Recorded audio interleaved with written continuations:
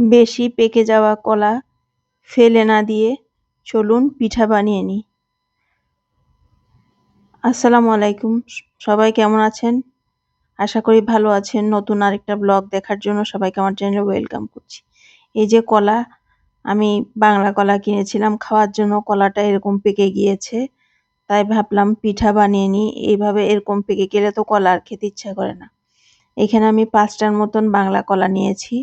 এখন কলাগুলোকে ভালো করে হাত দিয়ে একটু চটকে নিচ্ছি, যাতে একদম কলাগুলা ভালো করে মিশে যায়, নরম হয়ে যায়।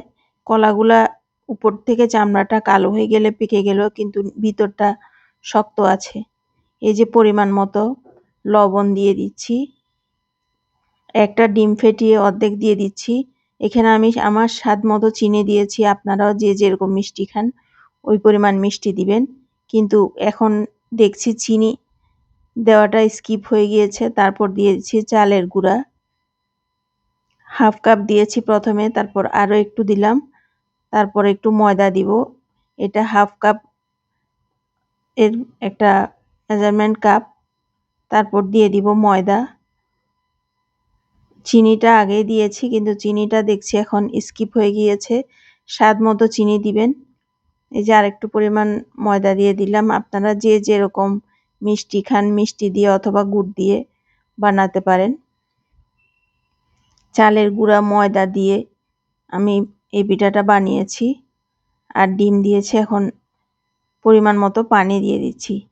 এমনভাবে ডোটা তৈরি করব যাতে আমি গুলগুলা, কলার গুলগুলা বলে অনেক সময়, এটাকে ওরকম করে তেলের মধ্যে গোল গোল করে ছাড়তে পারি। আর সামান্য পরিমাণ বেকিং পাউডার দিয়েছি। এখন এটা ভালো করে চটকে আমি মেখে নিচ্ছি, সব কিছু যাতে একসাথে সুন্দরভাবে মিশে যায়। এই যে আমার মাখানোটা হয়ে গিয়েছে, এবার তেলে দিয়ে আমি এটা বানিয়ে নিব। বেকিং পাউডার বা বেকিং সোডা যে কোনো একটা কিছু সামান্য পরিমাণ দিবেন, যাতে পিঠাটা একটু মচমচে হয়। এই যে আমার মাখানো ভালোভাবে হয়ে গিয়েছে। এখন আমি চুলায় একটা ফ্রাই প্যান বসিয়ে পরিমাণ মতো তেল দিয়ে দিয়েছি। এখন তেলটা গরম হওয়ার জন্য অপেক্ষা করছি। তেলটা যাতে ভালোভাবে গরম হয়ে যায়। তেলটা ভালো করে গরম হয়ে গেলে পিঠাগুলা ফুলে ফুলে উঠবে। তেল যদি ভালো করে গরম না হয়, তখন পিঠাগুলা দেখা যায় যে চেপটা হয়ে যায়। এই যে আমি গুলগুলার মতন করে গোল গোল করে সবগুলা পিঠা দিয়ে নিব। এই পিঠা খেয়েছিলাম আমি মহরমের রোজা রেখেছিলাম। রোজাতে 2 দিনের জন্য 2 রকমের ইফতার রেডি করেছি, তাও আপনাদেরকে ভিডিও শেষের দিকে দেখাবো। যারা আমার ব্লগ দেখেন বা দেখতে দেখতে এ পর্যন্ত এসেছেন, তাদেরকে অনুরোধ করব একটা লাইক দিয়ে ব্লগটা দেখা কন্টিনিউ করবেন। আর আমার চ্যানেলে নতুন যারা আসছেন ভিজিটর, আমার চ্যানেলটা সাবস্ক্রাইব করে দিবেন।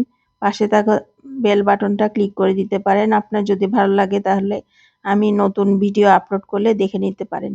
এই যে বাসায় কলা আনলে দেখা যায় যে কোনো কলা, বাংলা কলা, সাগর কলা, ওগুলা যখন বেশি পেকে যায় তখন ওগুলো আপনারা ফ্রিজে সংরক্ষণ করে নর্মাল ফ্রিজে রেখে খোসাটা ফেলে দিয়ে এভাবে চটকে চালের গুঁড়া, নারিকেল, আমি নারিকেল দিই না, আমার বাসায় সবার নারিকেল অ্যালার্জি আছে, খেতে পারে না। নারিকেল দিলে কিন্তু খেতে আরও টেস্ট হবে।